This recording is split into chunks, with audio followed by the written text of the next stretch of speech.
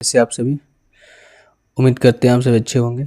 और आज का जो हमारा एनटीपीसी पीवाईक्यू सीरीज है, जो प्राचीन इतिहास हम कवर कर रहे हैं, उनमें से जो अगला टॉपिक है हमारा वो है वैदिक सभ्यता, यानी कि वैदिक सिविलाइजेशन। टोटल 27 से 45 क्वेश्चन तक हम डिस्कस करेंगे इस वीडियो में। तो चलिए हम क्वेश्चन करते हैं, और जो भी चीज़ें आपको नहीं आए वो आप उसको नोट डाउन करते चलिएगा। पहला क्वेश्चन ये है, नाटकीय कला पर प्रसिद्ध ग्रंथ नाट्यशास्त्र किसके द्वारा लिखा गया था? तो नाट्यशास्त्र जो था वो आपको भरत मुनि के द्वारा लिखा गया था। और एक क्या है, एक ग्रंथ है जिनमें संगीत से संबंधित नाट्यशास्त्र को कंपाइल किया गया है। अगला क्वेश्चन है, प्राचीन काल में एक व्यक्ति को एक वस्तु के खिलाफ तौला जाता था और वस्तु के वजन के बराबर मूल्य दान के स्वरूप में दिया जाता था। यह प्रथा को क्या कहा जाता था? क्वेश्चन आपके सामने है, आपको इसका उत्तर जो है बताना है। ठीक है,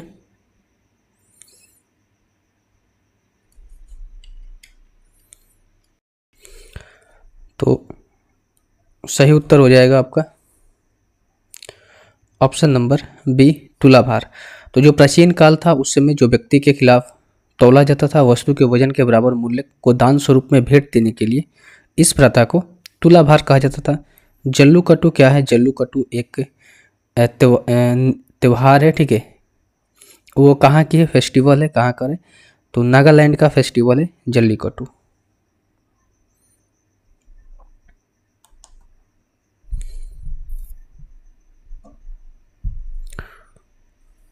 मुझे लगता है कुछ हमने गलत बोल दिया, नागालैंड नहीं होगा, ये तमिलनाडु होगा। ठीक है,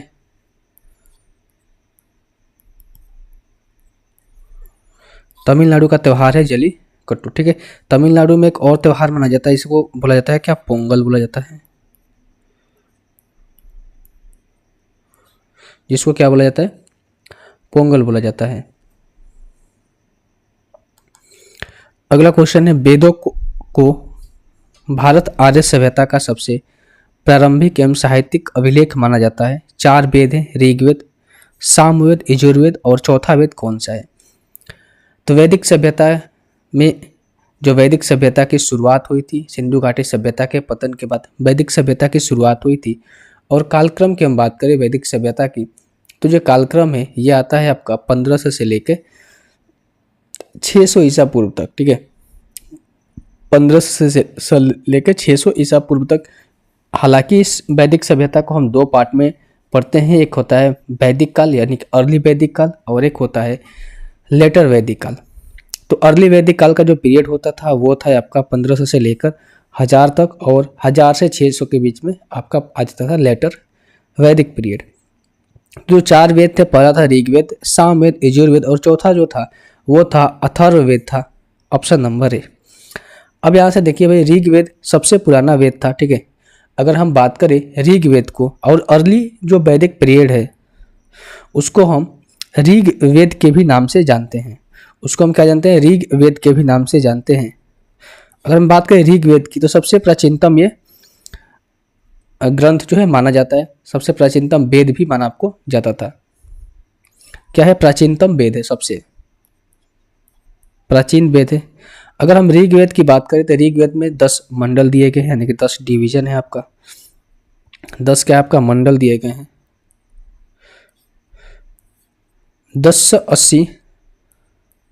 1080 जो है आपको सूक्त दिए गए हैं, या फिर हम बात करें इसको इंग्लिश में हाइम बोलते हैं। ठीक है, हाइम बोल रहे हैं, हिम बोलते हैं। और हम बात करें यहाँ से कि एक त्रयी नाम दिया गया है 3 वेदों की संकलन को, यानी कि ऋग्वेद, सामवेद और यजुर्वेद को जो संकलन था उसको हम त्रयी बोलते हैं। और त्रयी जो है तीनों वेदों के लिए उपयोग किया गया है। कौन कौन सा? ऋग्वेद,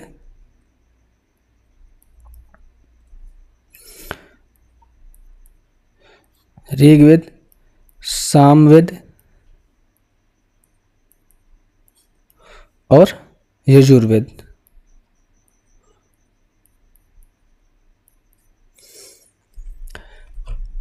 ठीक है, इतना आपको समझ में आया। अथर्ववेद जो सबसे चौथा वेद था, ठीक है, सबसे लास्ट का जो वेद था वो अथर्ववेद था। अथर्ववेद में आपको जादू टोना और ये सब चीज़ें जो है आपको बताई गई है। ऋग्वेद सबसे प्राचीनतम है, ठीक है, सबसे प्राचीनतम आपका वेद की बात करें तो ऋग्वेद था। सामवेद की बात करें हम आपकी, तो सामवेद में जो आपको सूक्त दिए गए हैं तो उसमें दिए गए हैं आपको कितना 1810। और हम बात करें यजुर्वेद की तो इसमें कोई ऐसा कुछ नहीं मेंशन किया गया है। लेकिन हम बात करें अथर्ववेद की तो यहाँ में सूक्तों की संख्या नहीं, मंत्रों की संख्या कितनी है, 6000 है।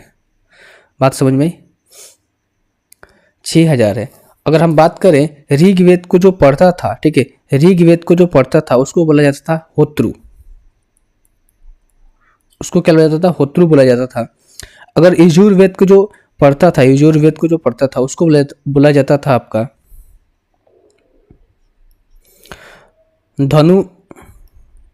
धनुर्वेद बोला जाता था, ठीक है, धनुर्वेद। और सामवेद को जो, एक मिनट, धनुर्वेद ने इनको कंपाइल किया था, ठीक है, यजुर्वेद को जो धनुर्वेद ने कंपाइल किया था और जो इसको पढ़ता था उसको बोला जाता था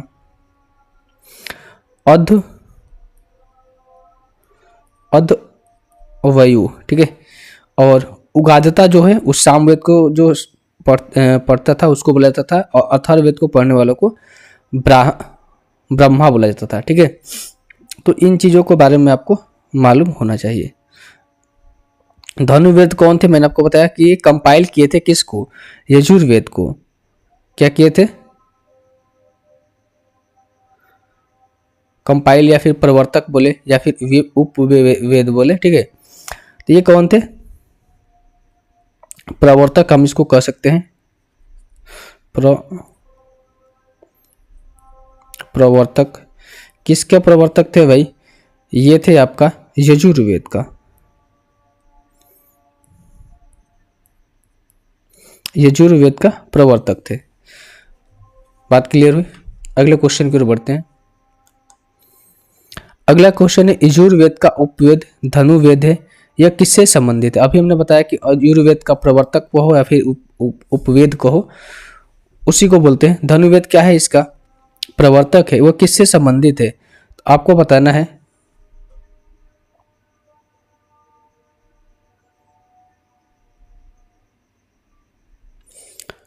तो ये हो जाएगा भाई आपका ऑप्शन नंबर ए, युद्ध की कला से। यजुर्वेद का जो उपवेद धनुर्वेद है ये किससे संबंधित है, युद्ध की कला से संबंधित है।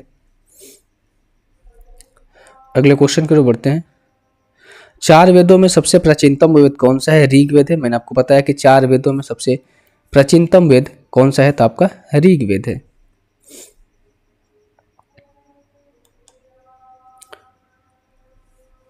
और एक चीज आपको बताना है कि ऋग्वेद में कौन सा जो मंडल है वो सोम देवता को संबंधित है, सोम देवता से संबंधित है। मैं यहीं पर लिख देता हूं कि ऋग्वेद में जो 9वां मंडल है, जो 9वां मंडल है वो किसको से संबंधित है, सोम, सोम से संबंधित है। निम्नलिखित में से कौन सा वेद रागों का ज्ञान है, तो रागों का ज्ञान जो है कौन सा वेद है, वो है आपका सामवेद। सामवेद को हम कहते हैं रागों का ज्ञान, ठीक है। बात करें ऋग्वेद की तो मैंने आपको बताया कि ऋग्वेद जो है सबसे पुराना वेद है, ठीक है। इसमें 10 मंडल है और पहला और जो 10वां मंडल है, यानी कि पहला और जो 10वां मंडल है सबसे नवीनतम है, नवीनतम है।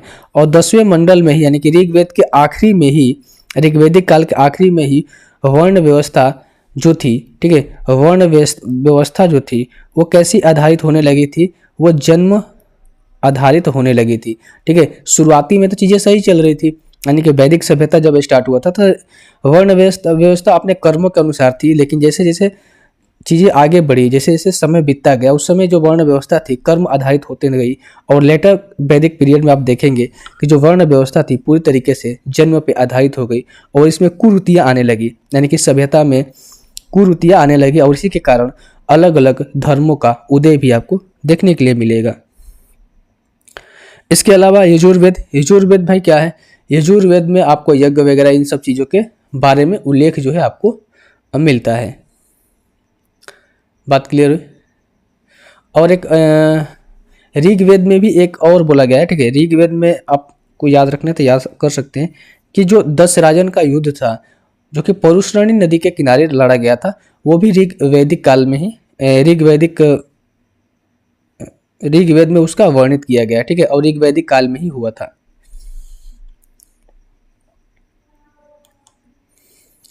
भारत के राष्ट्रीय चिन्ह के नीचे सत्यमेव जयते, ये किस सत्यमेव जयते शब्द कहाँ से लिया गया है? तो भारत के राष्ट्रीय चिन्ह के नीचे जो सत्यमेव जयते है वो आपको लिया गया मंडूको उपनिषद से। Option number A. उपनिषद क्या थे? उपनिषद जो थे, उपनिषद को हम वेदांग भी कहते हैं, यानी कि वेद के अंत में जो जोड़े गए उनको उपनिषद कहा गया। जातक कथाएं भाई, जातक कथाएं किससे संबंधित है? भगवान बुद्ध से संबंधित है, यानी हम कह सकते हैं बुद्ध धर्म से संबंधित जातक कथाएं हैं।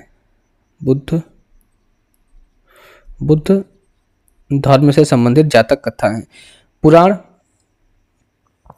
पुराण इसी में आ जाएंगे, ठीक है। आपके 18 शायद पुराण है, ठीक है, मुझे याद नहीं आ रहा, कोई कमेंट कर देगा। मेरी 18 पुराण है, ठीक है।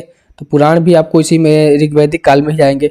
भागवत गीता भी आपको ऋग्वैदिक काल में ही आएगा। भारत में वैदिक काल की अवधि क्या थी? तो भारत में जो वैदिक काल की अवधि थी वो थी आपकी 1500 से लेकर 500 ईसा पूर्व तक।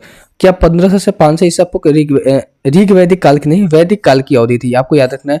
अगर आपसे पूछते था कि ऋग्वैदिक काल की अवधि क्या थी तो आप बोलते ऋग्वैदिक काल की अवधि जो थी, ऋग्वेद काल की अवधि वो 1500 से लेकर 1000 बीसी तक ऋग्वैदिक काल की जो थी अवधि थी। उसके बाद 1000 से लेकर 600 बीसी तक आप 1000 से लेकर 600 या फिर 500 बीसी तक आप कह सकते हैं कि वो लेटर वैदिक पीरियड यहाँ पर आरंभ होता है, या फिर 1000 ना कहीं कहीं देकर 800 भी दे देता है, ठीक है। तो ये ही कॉम्बिनेशन है, आपको ध्यान रखना है।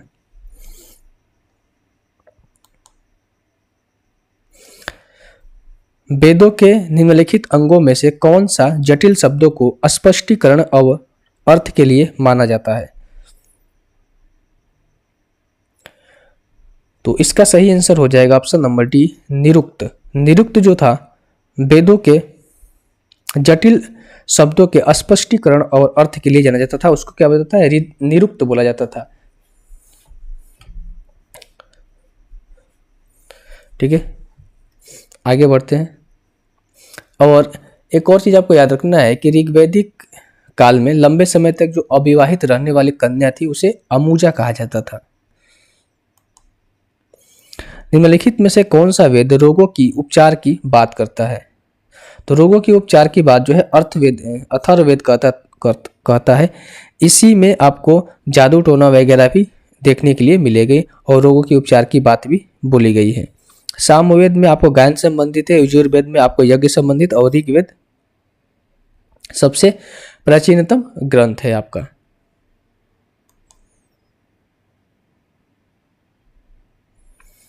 अगला क्वेश्चन है, मंडूको उपनिषद किससे संबंधित है? बताना है आपको मंडूको उपनिषद किससे संबंधित है। तो मंडूको उपनिषद एक प्राचीन संस्कृत वैदिक पाठ है और ये किससे आपको संबंधित है? अर्थवेद से संबंधित है। ऑप्शन नंबर ए, अथर्ववेद से संबंधित है। अगला क्वेश्चन है, प्राचीन इतिहास में किस भारतीय राज्य को कामरूप के रूप में जाना जाता था? तो प्राचीन इतिहास में जो असम राज्य था इसे कामरूप के रूप से जाना जाता था। आप देखेंगे कि यहाँ पर एक कामाख्या देवी टेम्पल भी है जहाँ पर एंशियंट टाइम की जो कामरूपता है उसके चीज़ों के बारे में वर्णन किया गया है चित्र के माध्यम से। तो वो भी आप देख सकते थे, वहाँ से भी असम राज्य की हिस्ट्री जो है आप समझ सकते हैं कि प्राचीन इतिहास में असम को कामरूप का उल्लेख जो है पूरा उल्लेख के रूप में मिलता है। और इसका उल्लेख कहाँ मिलता है? कामरूप बोला गया कि प्राचीन काल में जो असम था उसे कामरूप के रूप में जाना जाता था। तो इसका उल्लेख जो है आपको मिलता है किसका? कालिका कालिका पुराण में इसका उल्लेख जो है वो मिलता है। अगला क्वेश्चन है, निम्नलिखित में से किस प्राचीन भारतीय दार्शनिक ने पदार्थ के सबसे छोटे कण का विचार किया और इसे परमाणु नाम दिया। क्वेश्चन आपको बताना है कि इनमें से किस प्राचीन भारतीय दार्शनिक ने पदार्थ के सबसे छोटे कण पर विचार किया और इसे परमाणु नाम दिया। सही आंसर हो जाएगा ऑप्शन नंबर बी जो है आपका सही आंसर हो जाएगा। कणाद जो थे प्राचीन भारतीय दार्शनिक के पदार्थों के बारे में सबसे छोटे कण पर विचार किए और इन्होंने इनका नाम जो है परमाणु दिया था। और परमाणु क्या होते हैं, आपने पढ़ा होगा केमिस्ट्री में। परमाणु क्या होते हैं? परमाणु वो छोटे कण होते हैं जिन्हें विभाजित नहीं किया जाता है, इन्हें फर्दर आप डिवाइड नहीं कर सकते। अगला क्वेश्चन है, भारत के राज्य प्रतीक में एक उदाहरण है सत्यमेव जयते जो देवनागरी लिपि में अंकित है, यह उदाहरण कहाँ से लिया गया है? तो मैंने आपको बताया कि यह उदाहरण मंडूको उपनिषद से लिया गया है, ऑप्शन नंबर ए। अगला क्वेश्चन है, महाभारत के अनुसार भीम और हिडिंबा का पोता कौन है? ठीक है, तो भीम और हिडिंबा की शादी कहाँ हुई थी? आपको मालूम है कि जब पांडवों के वनवास का समय था तो उस समय वन में, ठीक है, भीम और हिडिंबा की शादी हुई थी तो उनका पोता हुआ, इनका बेटा हुआ हिडिंबा का बेटा हुआ, उसका नाम था क्या आपका? वो था आपका बर्बरिक नाम था, जो कि भीम और हिडिंबा का क्या हुआ? पोता हुआ, ऑप्शन नंबर ए। अब महाभारत को किसने लिखा? ठीक है, तो अब महाभारत को लिखने वाले कौन थे? वेद व्यास थे। और महाभारत के एक नाम है, ठीक है, जिसे जय संहिता कहा जाता है। संस्कृत महाकाव्य महाभारत के लेखक कौन थे? मैंने आपको बताया कि महाभारत के लेखक कौन थे भाई? महर्षि वेद व्यास थे। अगला क्वेश्चन है, महाभारत का मूल नाम क्या था? जय संहिता, पीछे हमने डिस्कस किया उसके बारे में। अगला क्वेश्चन है, मंदिर वास्तुकला की शैली जो उत्तरी भारत में लोकप्रिय हुई वो क्या कहलाती है? तो सही जवाब हो जाएगा आपका ऑप्शन नंबर डी, नागर शैली। जो उत्तर भारत में मंदिर वास्तुकला की शैली जो लोकप्रिय हुई वो कहलाई नागर शैली। ठीक है, और इसकी विशेषता क्या है आपको बता दें कि नागर शैली की विशेषता क्या है। नागर शैली में केवल एक शिखर होते हैं। नागर शैली के मंदिरों में प्रमुख उदाहरण आपको हम बोले तो सूर्य मंदिर आपने देखा होगा, मोढेरा के सूर्य मंदिर, खजुराहो में जो सूर्य मंदिर है, पुरी में जो जगन्नाथ मंदिर है, ये कैसी विशेषता है? ये नागर शैली की विशेषता है। ठीक है, इसमें एक शिखर होता है, ध्यान आपको ये रखना है। हिंदू मंदिर के किस हिस्से में बड़ी संख्या में उपासकों के लिए जगह है? तो इसका राइट आंसर हो जाएगा आपका ऑप्शन नंबर डी, मंडप। ठीक है, और मंडप का उपयोग किस लिए किया जाता है? नृत्य और गायन संगीत के लिए किया जाता है। यह मूल मंदिर का एक परिसर का हिस्सा होता है। आपने देखा होगा जब आप मंदिर में एंटर करते हैं तो आपके सामने एक मंडप टाइप का चौड़ा सा रहेगा, ठीक है, जहाँ पर लोग नाच गायन वगैरह संगीत वगैरह कर सकते हैं। तो ये एक मंदिर का हिस्सा होता है और एक अहम हिस्सा होता है किसी भी हिंदू मंदिर में आप जाओगे तो वहां पर। तो ये था आपका क्वेश्चन। ठीक है, टोटल 19 क्वेश्चन थे, हमने डिस्कस किए। उम्मीद करते हैं आपको समझ में आए होंगे, अच्छे लगे होंगे। तो लाइक कीजिएगा, शेयर कीजिएगा एंड सब्सक्राइब कीजिएगा। चलिए मिलते हैं अगले टॉपिक में। जो अगला टॉपिक है हमारा जैनिज्म होने वाला है, जैन धर्म होने वाला है।